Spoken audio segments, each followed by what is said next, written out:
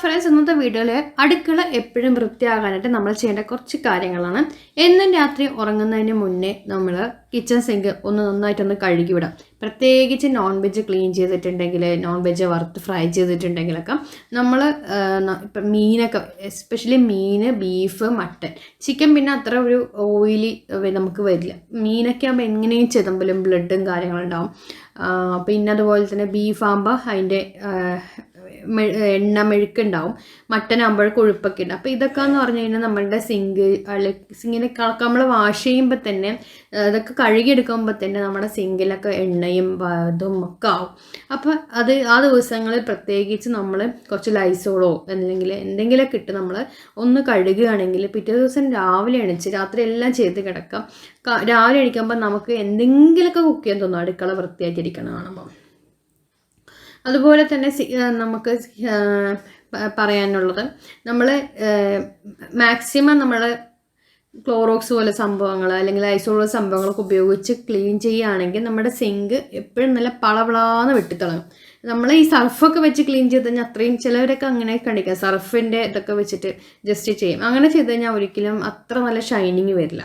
Lizol okay, ലൈസോളാണെങ്കിലും കുഴപ്പമില്ല, Clorox ആണെങ്കിൽ ബെസ്റ്റാണ്, ബ്ലോക്കൊക്കെ മാറും. ഇത് കണ്ടോ, നല്ല അടിപൊളിയായി ക്ലീനായി സംഭവം ശരിയായിട്ടുണ്ട്.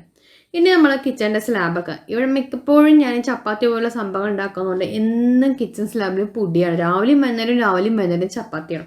അപ്പോൾ എന്ന് പറഞ്ഞു കഴിഞ്ഞാൽ നമ്മുടെ കിച്ചൺ സ്ലാബിൽ, അതുപോലെ തന്നെ ആ ചപ്പാത്തി ഉണ്ടാക്കുന്ന ആ അടുപ്പിൻ്റെ ചുറ്റും എല്ലാ ഭാഗത്തും ശരിക്കും പൊടിയുണ്ട്. ഈ ചപ്പാത്തി നമുക്ക് എവിടെ കൂടെ പൊടി വരുന്നൊന്നും അറിയില്ല, അതുപോലെ അങ്ങനെ നമുക്ക് പൊടി വരും.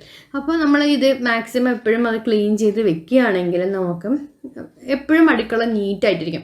ഈ ഗോതമ്പിൻ്റെ പൊടിയും അതുപോലെ തന്നെ ഇതൊക്കെ ഇങ്ങനെ കിടക്കുമ്പോൾ പാറ്റ ശല്യം വളരെയധികം വരും രാത്രി. നമ്മളത് ക്ലീൻ ചെയ്ത് കിടന്നില്ലെങ്കിൽ പാറ്റയുടെ ശല്യം അപ്പോഴായിരിക്കും കറക്റ്റായിട്ട്. എവിടെന്നെങ്കിലും ഒരു പാറ്റ വന്നു കഴിഞ്ഞാൽ പിന്നെ നമുക്ക് വീട് മൊത്തം പാറ്റയായിരിക്കും. അതുപോലെ തന്നെ നമ്മുടെ ഗ്യാസിൻ്റെ ബർണറും കാര്യങ്ങളൊക്കെ ക്ലീനാക്കി രാത്രി കിടക്കാൻ നേരത്തെ എല്ലാം ക്ലീനാക്കി സെറ്റാക്കി വെക്കണമെങ്കിൽ രാവിലെ എണീക്കുമ്പോൾ നമ്മുടെ കിച്ചൺ കാണുമ്പോൾ തന്നെ ഭംഗിയാണ്. ശരിക്കും പറഞ്ഞൊരു 10 മിനിറ്റിൻ്റെ പരിപാടി മാത്രമേ ഉള്ളൂ നമുക്കിതൊക്കെ ഒന്ന് ക്ലീനാക്കി സെറ്റാക്കി രാത്രി കിടക്കാൻ നേരത്തെ ചെയ്യുകയാണെങ്കിൽ. ഇത് കണ്ടോ, അപ്പോൾ അതേ നമ്മുടെ ഇതൊക്കെ ക്ലീനായി വന്നിട്ടുണ്ട്. ഇനി നമുക്ക് നമ്മുടെ ഇത് കണ്ടോ, അതെ ഇങ്ങനെ ഞാനൊരു വിധം ഇതിപ്പോൾ ഫുഡൊക്കെ ഇങ്ങനെ ഇരിക്കുന്നതാണ്, കഴിച്ചിട്ടില്ല. അതിന് മുന്നേ തന്നെ ഞാൻ അടുക്കള കുക്കിംഗ് കഴിഞ്ഞപ്പോൾ എല്ലാം ക്ലീനാക്കി ഇതാക്കി വെച്ചിട്ടുണ്ട്. ഇനി നമ്മുടെ കിച്ചൺ സിങ്ക് ക്ലീൻ ചെയ്തല്ലോ. ഇനി ശേഷം നമുക്ക് രാത്രി കിടക്കാൻ നേരത്ത് നമ്മൾ ഇതിൽ, അതായത് സിങ്കിൻ്റെ കംപ്ലീറ്റ് യൂസ് കഴിയുമ്പോൾ കുറച്ച് ബേക്കിംഗ് സോഡയുടെ പൊടി ഇട്ട് കൊടുക്കാം. കാരണം എന്തെന്ന് പറഞ്ഞാൽ ബ്ലോക്ക് വരാതിരിക്കാനും സ്മെല്ല് വരാതിരിക്കാനും പാറ്റ വരാതിരിക്കാനും ബെസ്റ്റാണ്. ഈ ഒരു ടിപ്പ് നിങ്ങൾ ചെയ്യുകയാണെങ്കിൽ വളരെ തന്നെ യൂസ്ഫുൾ ആയിരിക്കും.